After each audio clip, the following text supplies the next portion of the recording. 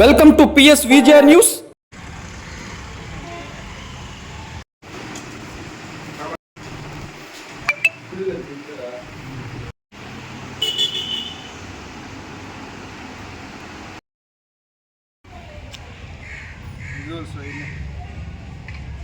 ఈరోజు మందకృష్ణ మాదిగ గారి 30 సంవత్సరాల పోరాటంలో సందర్భంగా ఈరోజు ఎస్సీ వర్గీకరణ సాధించుకునేటువంటి క్రమంలో ఈరోజు కుల గణన అనేటువంటి పేరుతో ఈరోజు సచివాలయాలు కావచ్చు, అదేవిధంగా ఎంపీడీ ఆఫీసులు కావచ్చు, కలెక్టరేట్లో కావచ్చు, ఎక్కడైనా సరే కులానికి సంబంధించినటువంటి విధానం మార్పులు చేర్పుల కోసం అవకాశాన్ని పెంచడం ఈ ఆంధ్రప్రదేశ్ ప్రభుత్వానికి మేము కృతజ్ఞతలు తెలియజేస్తా ఉన్నాం.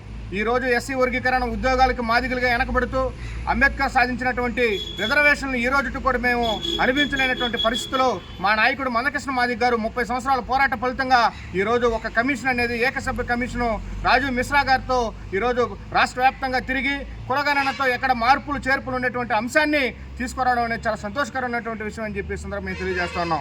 దాంట్లో భాగంగా ఈరోజు మన వెంకటగిరి టౌన్లో ఉన్నటువంటి 1వ వార్డులో ఈరోజు కులగణన అనేటువంటి లిస్ట్ని మా పేర్లు ఉన్నటువంటి మార్పులు చేర్పులు ఎన్నుపడ్డాయనేటువంటి ఆలోచనతో మా సభ్యులతో కలిసి ఈరోజు మేము పరిశీలించడం జరిగింది. ఆ మార్పులు చేర్పుల్ని విఆర్ఓ గారికి, అదేవిధంగా ఎంపీడో గారికి, అదేవిధంగా కలెక్టర్కి రెఫరెన్స్ చేసి మేము దాన్ని సర్ది చేసుకునేటువంటి ప్రయత్నం చేస్తూ ఉన్నాము.